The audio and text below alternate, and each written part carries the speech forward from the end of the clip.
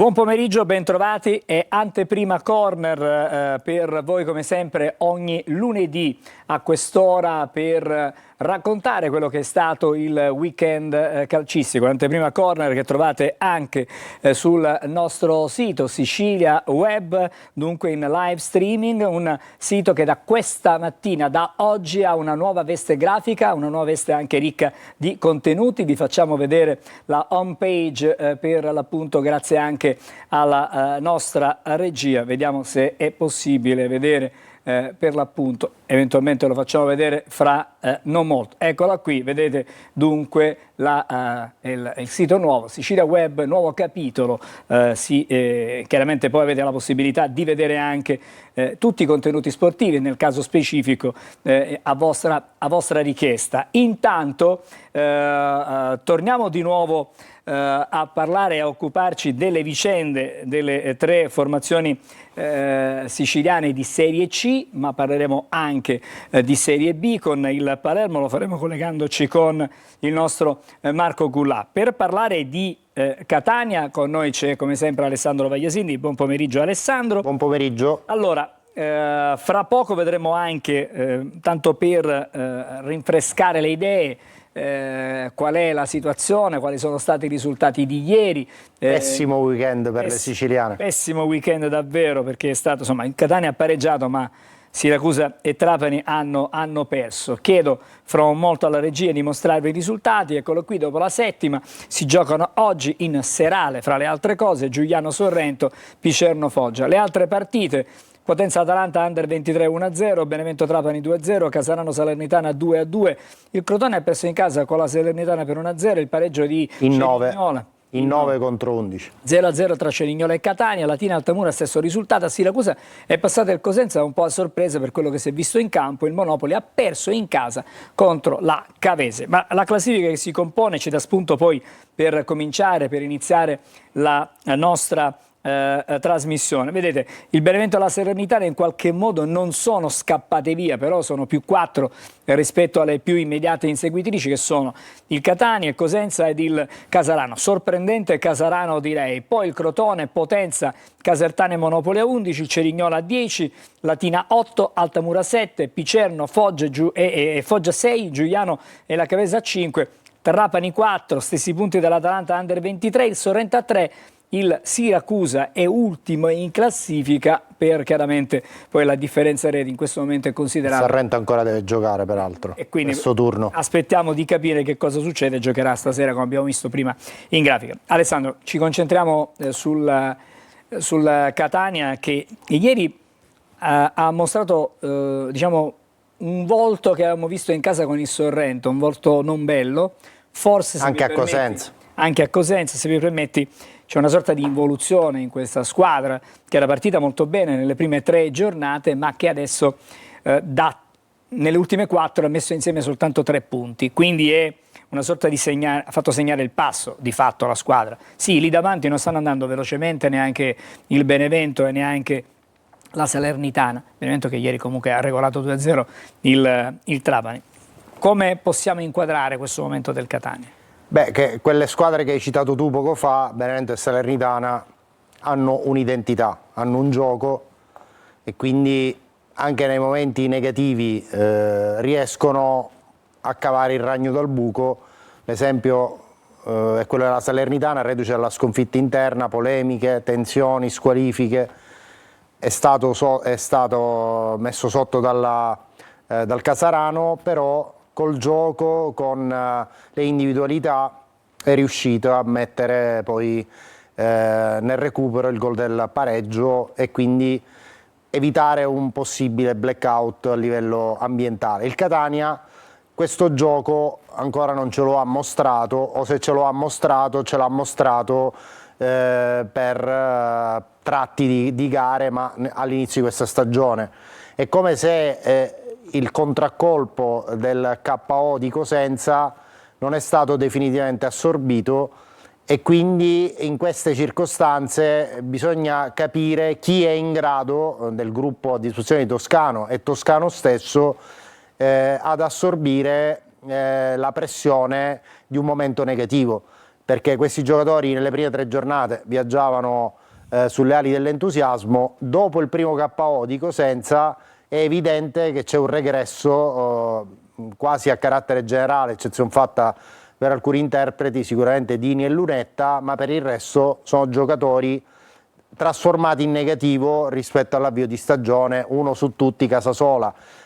Non può valere l'alibi o la giustificazione dei tanti infortuni, perché una squadra che si è candidata per bocca di tutti a inizio stagione per competere per il primo posto, è evidente che deve avere alternative valide in tutte le zone del campo e che possano supplire anche alle assenze di alcuni giocatori infortunati quali ha avuto il Catania in questo periodo. Alessandro, l'osservazione che mi viene in questo momento è se questi problemi che tu hai individuato hanno diversa natura oppure una sola natura, nel senso ci può essere un problema di natura tecnica, ci può essere un problema di natura fisica, ma ci può essere anche un problema di natura mentale. Allora, ci sono 3 diversi aspetti. Allora, io partirei dall'aspetto mentale, il periodo negativo, che si trascina anche la parte fisica, e sicuramente alla base, abbiamo detto prima, c'è un problema tattico, perché è evidente che questa squadra esprime molto meno del potenziale che potrebbe sciorinare ogni settimana su tutti i campi della Serie C. Quindi forse ci sono da fare delle riflessioni a 360 gradi, perché è il momento forse anche di cambiare qualcosa. Certo, ci sono poche soluzioni in attacco, perché l'unico giocatore sano che è forte ieri ha avuto un problema nel primo tempo, quindi bisogna capire che cosa diranno i medici a tal proposito. Caturano è guarito, disponibile, però è ovvio che non si può pensare che possa giocare da titolare 90 minuti contro il Siracusa domenica. Quindi nella proiezione poi del recupero dei giocatori che in attacco in questo momento mancano, cioè Rolfini, capire come sta forte, io penso che il Catania debba mettere al centro dei suoi pensieri anche l'ipotesi di cambiare sistema di gioco per dare maggiore compattezza, per dare nuove certezze. Soprattutto un tema che da quando c'è Toscano in panchina non è mai stato approfondito in maniera concreta, quello delle 2 punte. Cioè questa squadra, da quando Toscano allena il Catania, non ha mai giocato con le 2 punte, ha sempre preferito giocare con i 2 trequartisti e la punta centrale. Forse è anche il momento di verificare questa soluzione, perché è ovvio che in questo momento la squadra presenta, da un punto di vista del gioco, delle difficoltà molto evidenti. Vorrei sentire intanto le dichiarazioni di Donnarumma ieri nel post gara, poi vedremo anche il top del match. Intanto Donnarumma. La gara di Trapani abbiamo fatto molto meno, abbiamo fatto tanti errori individuali come hai detto tu, sicuramente. Sappiamo che non possiamo permetterci questi errori se vogliamo puntare ad ambire a vincere il campionato, e sicuramente già dalla prossima dovremo tornare con quel furore agonistico che abbiamo fatto vedere già dalla gara col Trapani. Sappiamo che dobbiamo migliorare, sicuramente come hai detto tu manca qualcosa rispetto alle prime gare, magari secondo me dobbiamo ritrovare magari un po' ogni tanto quella spensieratezza di giocare a palla, di puntare di trovare la giocata, di puntare l'uomo, però io penso che poi nell'arco di tutto il campionato i momenti difficili possono capitare e dobbiamo esserne bravi a uscire il prima possibile per poter ripartire più forti di prima. Volevo sottolineare solo un passaggio di questo breve segmento di intervista di Donnarumma. Ritrovare la spensieratezza, questo che cosa significa? Che in casa Catania sentono la pressione del momento negativo, quello che dicevamo prima, perché parliamo di un gruppo che alla fine della partita col Monopoli aveva catturato consensi da parte di tutti i tifosi e oggi sembra smarrita, squadra che non ha neanche delle certezze in campo, cioè tolto Di Tacchio che è un leader, è un giocatore carismatico, non vedo nelle altre zone del campo giocatori in grado di dare quel qualcosa in più da un punto di vista proprio emotivo, temperamentale, per rintuzzare i momenti negativi della partita. Permettimi, non bastano neanche le strepitose parate di Dini che ha salvato e continua a salvare il Catania da brutte, bruttissime. Lui è da primo posto, sicuramente. Lui e Lunetta sono da primo posto, su questo non ci sono dubbi. Vediamo, tornando alla partita di ieri, le considerazioni, poi vedremo le pagelle stasera, il migliore, però il top del match Tolto Dini, che chiaramente sarà il protagonista delle pagelle di questa sera, andiamo a vedere il top di questa settimana. Ancora una volta Francesco Di Tacchio, perché ha messo pezze più che ha potuto, però è evidente che quando ci sono poi degli errori individuali clamorosi come quelli di Pieraccini, di Quaini, di Gennaro, si può fare ben poco. Ma nonostante questo Di Tacchio, il segnale importante è quello che ci dice la nostra grafica, è che da gennaio 2024 non disputava 3 gare consecutivi da titolare, quindi passato insomma un bel po' di tempo, e quindi questo è un segnale molto incoraggiante che ci dà insomma fiducia nella prospettiva di questa stagione per quanto riguarda Di Tacchio. Allora, stasera avremo tanto di cui discutere, cominceremo e analizzeremo ancora una volta il tema degli infortuni, ma avremo anche altri temi, cercheremo di capire che cosa succede effettivamente anche sul piano tattico a questa squadra, perché diciamo che incontra parecchie difficoltà nel leggere probabilmente gli avversari quando sono messi in campo in un certo modo. Alessandro, stasera ne parleremo tanti temi da approfondire. Benissimo, grazie ad Alessandro Tagliasindi grazie a voi. Per il suo intervento. Noi adesso ci colleghiamo con Palermo, vediamo se abbiamo già Marco Gullà, perché ancora non abbiamo Palermo. Sì, ce l'abbiamo Palermo. Allora, abbiamo Palermo. Sì, Palermo, Gullà, ti abbiamo sentito. Allora, ben trovato, buon pomeriggio. Marco, non c'è neanche il tempo di rendersi conto di quello che è successo, che si torna di nuovo in campo. Fra le altre cose, l'abbiamo già detto e sottolineato più volte come effettivamente c'era un ciclo di partite piuttosto impegnative. Si è messa alle spalle il Palermo la sfida di sabato, è finita con un pareggio. Adesso però c'è il Venezia, un brutto cliente che arriva alla favorita.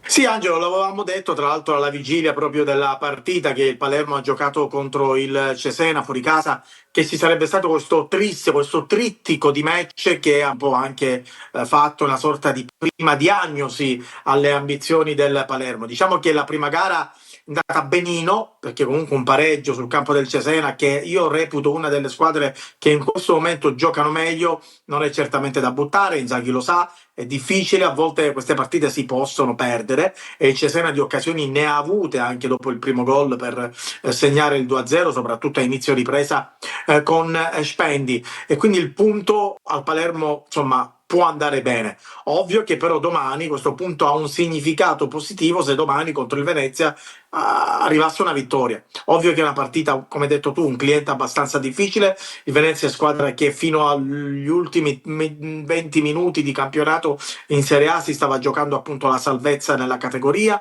È una squadra comunque ben organizzata, che sa giocare a calcio, che ha battuto lo Spezia tra l'altro sabato scorso, quindi ha certamente dalla sua anche uno sprint psicologico importante, e quindi verrà a Palermo come sempre per fare punti. Tra l'altro insomma Venezia è sempre stata una squadra che al Palermo ha dato fastidio, ha dato filo da torcere in qualsiasi scenario, in Serie B, ai playoff, quindi ovvio che domani sarà una sfida abbastanza importante ma soprattutto difficile per il Palermo, che però se vuole mandare un ulteriore segnale al campionato e soprattutto vuole riprendersi quel primato che in questo momento è in mano al Modena, deve necessariamente obbligatoriamente vincere.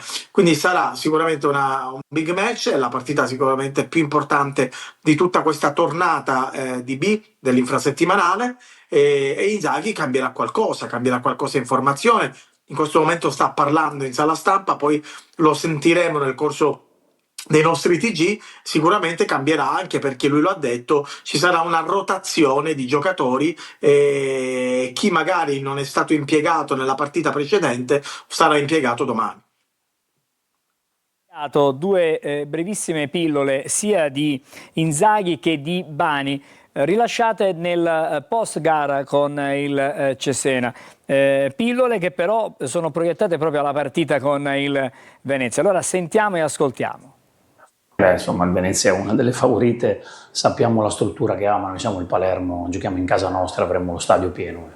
Non vediamo l'ora che sia martedì. È una squadra forte, una squadra che ha un organico importante come il nostro, che ha il nostro stesso magari obiettivo, quindi sarà una bella partita e sarà una bella sfida.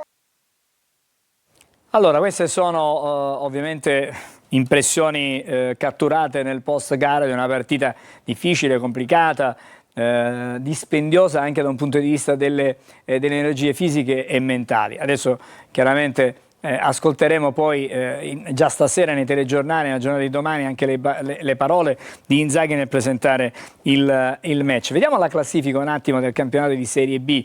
Come dicevi tu, ci ricordavi, è una classifica che vede il Palermo adesso scivolare diciamo un po' più in basso rispetto alla prima della classe. Il Modena tira la volata in questo momento con 13 punti, poi ci sono Frosinone, Palermo e Cesena per l'appunto alle loro spalle.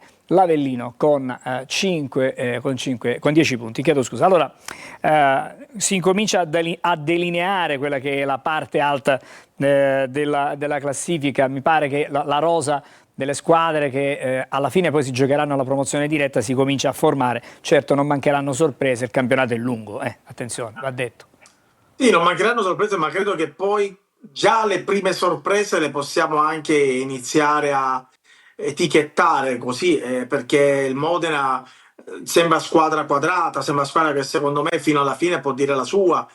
Lo stesso Frosinone che insomma in pochi davano come possibile favorita, invece abbiamo visto che è una squadra molto molto solida, compatta, organizzata, ha vinto addirittura 5-1 sul campo del Mantova, quindi è una squadra che poi segna tanto e sarà altro cliente ostico. Tra l'altro al Barbera l'abbiamo ammirato nelle sue insomma gesta e velleità, quindi insomma è una squadra che secondo me può anche fino a fine campionato giocarsi magari la promozione diretta. E poi ci sono alcune squadre, Angelo, che stanno deludendo. Penso al Monza, che ha una caratura da squadra di Serie A, perché con questa squadra faceva la Serie A l'anno scorso e non riesce ancora a inanellare risultati utili. Penso all'Empoli, che ho visto giocare ieri, gioca molto male, una squadra che è lontanissima parente insomma dell'Empoli che in B dominava, o anche dell'Empoli che in Serie A dava fastidio anche alle big,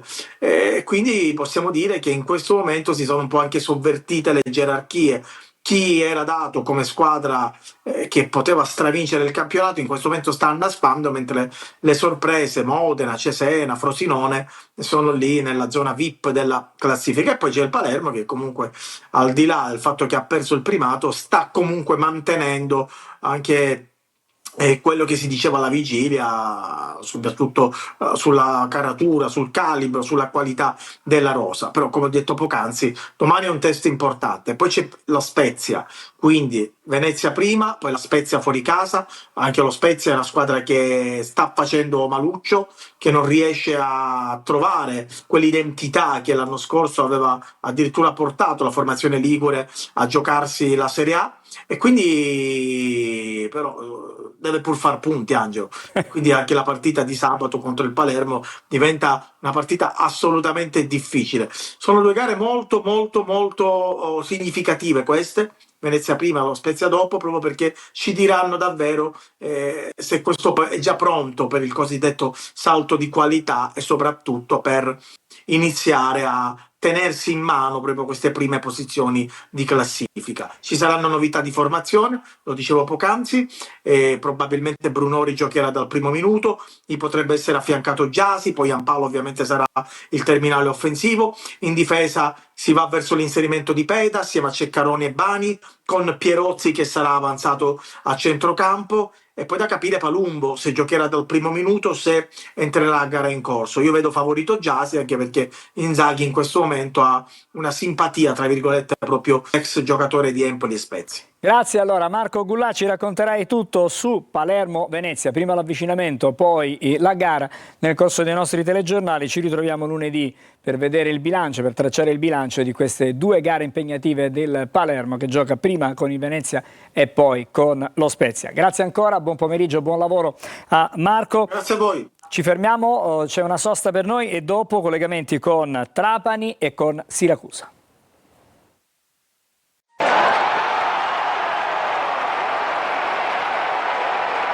Rieccoci di nuovo insieme ad Anteprima Corner e vi ricordo che siamo sempre in diretta anche in live streaming su siciliaweb.it. Vi mostriamo la pagina dello sport, la sezione dedicata allo sport, con il Catania sempre allo stesso punto, il servizio del nostro Marco Carli. Ci trovate questo ma altri contenuti all'interno, come l'intervista a Napoli, allenatore in seconda, ma anche l'Italia della pallavolo che ha vinto ancora una volta il mondiale. Adesso torniamo di nuovo insieme per collegarci con Trapani, dove c'è Franco Cammarasana. Buon pomeriggio Franco. Buon pomeriggio Angelo. Allora Franco, che il Trapani forse non stesse vivendo un momento diciamo buono in condizione fisica ma anche mentale, si era capito nel derby con il Catania, dove aveva faticato parecchio per gran parte della sfida. Probabilmente sul 2-0, la sconfitta di 2-0 di ieri con il Benevento, pesa anche la decisione diciamo, della giustizia sportiva, che in qualche modo ha confermato il -8 in classifica, in qualche modo ha scaricato forse da un punto di vista psicologico i giocatori di Aronica che hanno perso contro il Benevento. Che cosa ci puoi dire tu? Non so se questo abbia potuto influire sul rendimento della squadra. Sicuramente si è visto un Trapani peggiore rispetto a quello visto precedentemente col Catania, una squadra agonisticamente poco aggressiva, mancanza di lucidità, continui errori individuali, errori in semplici passaggi, e poi l'assenza a centrocampo di una organizzazione sul piano tattico che potesse contrastare un pochino il centrocampo del Benevento e gestire al meglio le ripartenze, cosa che il Trapani non ha saputo fare. Sulle ripartenze invece ha costruito la sua vittoria il Benevento, un 2-0, ma il risultato, la partita diciamo poteva anche essere sul piano numerico ancora peggiore per il Trapani, poiché il portiere Galeotti ha fatto un paio di interventi che hanno evitato ulteriori capitolazioni. Sì, può incidere anche l'assenza di giocatori importanti, di altri acciaccati, ma il Trapani ha un organico al pari del Catania in grado di sopperire alle assenze. Il problema è che deve trovare quella necessaria forma sul piano fisico, ma soprattutto sul piano mentale per gestire meglio le partite. Deve chiaramente giocare da vero protagonista e gestire le partite molto meglio se vuole risalire la classifica. Che abbia giocato davvero male il Trapani lo ha ribadito fra l'altro l'allenatore in seconda Mirko Spadaro a fine partita, visto che Aronica non poteva parlare in quanto espulso nell'intervallo tra il primo e il secondo tempo. Sì, volevo sentire proprio le parole di Spataro, così l'analisi del vice allenatore del Trapani. Arrivano. Vediamo un po'. Obiettivamente oggi abbiamo fatto parecchio male, abbiamo preparato la partita in un modo, abbiamo cambiato qualcosa perché era doveroso, anche perché abbiamo diversi acciacchi, quindi qualcuno l'abbiamo potuto lasciare a casa. Non siamo arrivati in perfette condizioni, quello è sicuro e si è visto. Poi la gara l'abbiamo studiata in un modo e invece è andata in un modo totalmente diverso. Diversamente dalle altre volte ho visto una squadra che al gol si è spenta, mentre nelle circostanze precedenti è stata sempre una squadra di carattere che ha lottato da palla su palla e ha lottato sempre per vincere le partite. Oggi purtroppo ci siamo arrivati malucci in questa partita. in qualche modo una missione di responsabilità anche nell'approccio Esatto. mentale alla gara. Franco, il prossimo impegno, così chiudiamo il nostro collegamento e andiamo poi a Siracusa. Chiudiamo. Sì, Poggioiano è una di quelle squadre che militano in una posizione di classifica interlocutoria, ma che danno fastidio, soprattutto quando incontrano le cosiddette grandi. Il Trapani lo è soltanto sulla carta perché è stato attrezzato per puntare in alto, ma che se vuole recuperare gli 8 punti, come dicevi tu, di penalizzazione confermati proprio un paio di giorni fa dal CONI, deve tornare o quantomeno diventare una squadra davvero protagonista del torneo, altrimenti addio playoff, addio Fogli Liguria.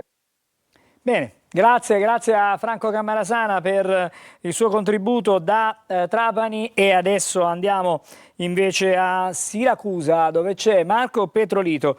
Buon pomeriggio a Marco. Allora, un Siracusa che ancora una volta diciamo che fa la partita, si impegna tantissimo, ma alla fine stringe davvero pochissimo, anzi zero in questo caso in mano. In classifica è fermo a quei 3 punti conquistati la scorsa settimana, però un po' poco effettivamente. Buon pomeriggio Angelo, sì, gli azzurri ieri si sono resi probabilmente protagonisti delle migliori prestazioni stagionali, la miglior partita vista finora, hanno sprecato davvero molto, almeno 3 le occasioni lampanti, che vuoi per imprecisione, l'occasione del secondo tempo di Contini, anche per la bravura di Vettorelli che è stato autore di una grandissima parata. Fatto sta che un attacco orfano di Molina ed Alma ancora infortunati, ecco, vede poco la porta, Valente spesso arriva a concludere dopo aver fatto tutta la fascia, e quindi ecco, questo penalizza un poco una squadra che a tratti esprime davvero un bel gioco. Ieri il Siracusa, possiamo dirlo, in alcuni frangenti del match ha dominato, è stato punito probabilmente nell'unica vera disattenzione difensiva della partita.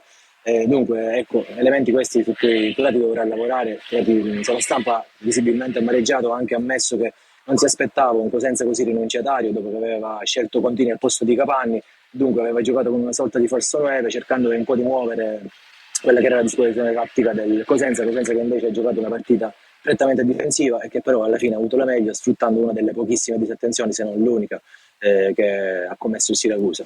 Ecco, adesso si dovrà lavorare sulla cattiveria, soprattutto sotto porta, per presentarsi alla prossima partita, che ricordiamo è quella di domenica del Massimino con il Catania, in cui sicuramente ecco, le motivazioni non mancheranno, ma ci vogliono anche altre qualità, determinate condizioni, affinché il Siracusa possa andare a Catania e fare ecco, una partita dignitosa e giocarsela ecco, faccia a faccia con una squadra sicuramente di caratura superiore. Sentiamo Turati nel post gara, questo è un piccolo estratto della sua conferenza.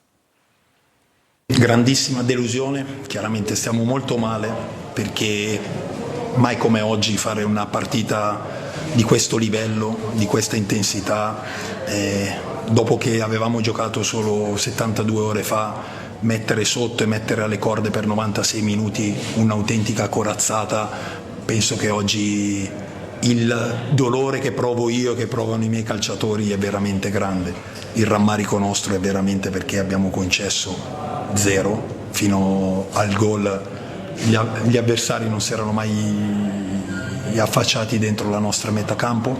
Oggi veramente sembrava stregata alla loro porta, però chiaramente non posso che fare i complimenti ai miei ragazzi, perché la strada nostra deve essere chiaramente questa. Allora, Turati amareggiato, abbiamo sentito in conferenza stampa nel post gara con la sfida con il Cosenza. Andiamo a chiudere. Siamo alla 7ª giornata, ci proiettiamo all'8ª. Abbiamo detto prima che è un bilancio certamente davvero striminzito, quello messo insieme, questi 3 punti messi insieme dal Siracusa. Turati ha delle soluzioni, secondo te, in rosa per cercare di cambiare un pochettino questa inerzia? Sinceramente, ecco, le 2 opzioni che sono state utilizzate ieri nel secondo tempo, come l'inserimento di Perigini e di Capanni in attacco, rappresentano le uniche al momento alternative a disposizione del tecnico, che deve fare a meno, come ho ricordato qualche istante fa, di Alma, che continua ad essere in ripresa ma ancora infortunato, così come di Molina. Ecco, dunque Non ci sono delle ulteriori prospettive per quanto riguarda l'attacco, potrebbe modificare qualcosa, ma lo schieramento di Turati lo ha confermato sin dalla primissima partita, è quello, continuerà a giocare con il 4-2-3-1, dunque diciamo che per quanto riguarda Catania poche saranno le modifiche allo schieramento, si punta più sulle motivazioni, si punta più sulla rabbia, sulla determinazione, sulla delusione per un risultato che ieri Siracusa non avrebbe meritato, ecco.